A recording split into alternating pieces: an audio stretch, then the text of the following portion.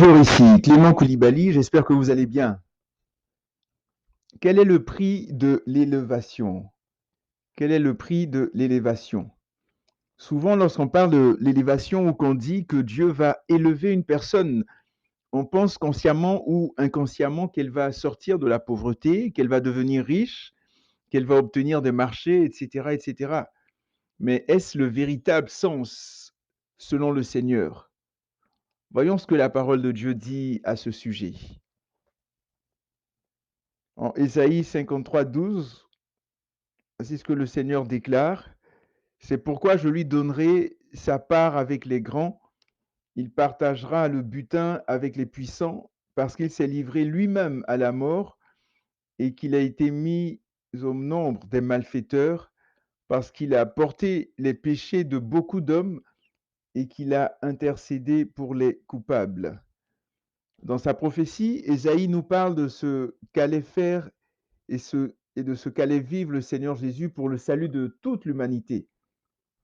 La péricope ou le contexte du verset débute en Ésaïe 52:13 jusqu'à la fin du chapitre 53. Il s'agit principalement des souffrances du serviteur de l'Éternel, donc du Seigneur Jésus. Examinons un peu plus en profondeur notre verset dans une autre version. C'est pourquoi je le place au rang des plus grands, c'est avec les plus puissants qu'il partagera le butin. Car il s'est dépouillé lui-même jusqu'à en mourir, il s'est laissé placer au nombre des malfaiteurs, il a pris sur lui les fautes d'une multitude de gens, et il va encore intervenir en faveur des coupables. Donc Ésaïe 53:12 dans la version Nouveau Français courant. L'Éternel Dieu dit que son serviteur sera placé au rang des plus grands et que c'est avec les plus puissants qu'il partagera le butin. Nous pouvons donc penser, et avec raison, qu'il s'agit d'une élévation. Mais cette élévation s'est-elle produite du jour au lendemain? A-t-elle été réalisée à coup d'offrandes, de paroles prophétiques, de déclarations, etc., etc.? Tu vas voyager, tu vas te marier, tu vas avoir ci, tu vas avoir ça? Non, absolument pas. Le début du verset commence par c'est pourquoi. Il s'agit donc d'une conséquence de quelque chose. De quoi s'agit-il? Pourquoi l'Éternel élève-t-il son serviteur?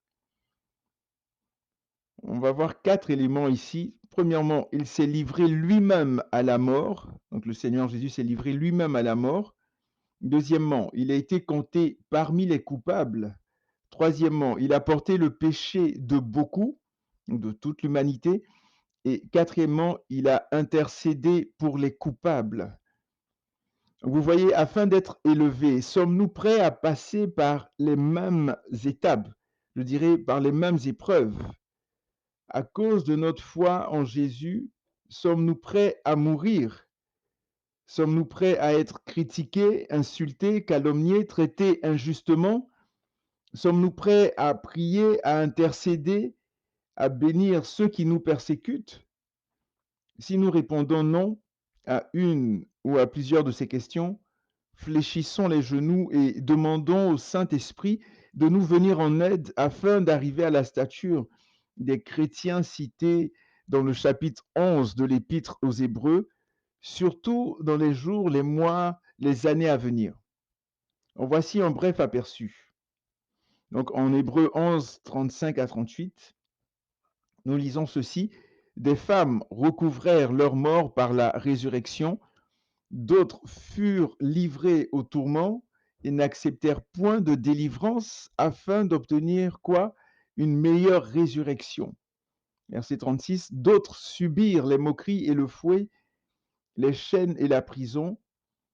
Ils furent lapidés, sciés, torturés, ils moururent tués par l'épée, ils allèrent çà et là vêtus de peau de brebis et de peau de chèvre, dénués de tout, persécutés, maltraités, eux dont le monde n'était pas digne, errant dans les déserts et les montagnes, dans les cavernes et les antres de la terre. Hébreux 11, 35 à 38. Alors recherchons l'élévation, la véritable élévation aux yeux de Dieu qui nous permettra d'être avec lui pour l'éternité, plutôt que l'élévation aux yeux des hommes qui est terrestre éphémère et charnel. Donc portez-vous bien, que Dieu vous bénisse et surtout n'oubliez pas que Jésus revient très bientôt. Fixons nos regards sur lui et demeurons dans sa présence. À la prochaine.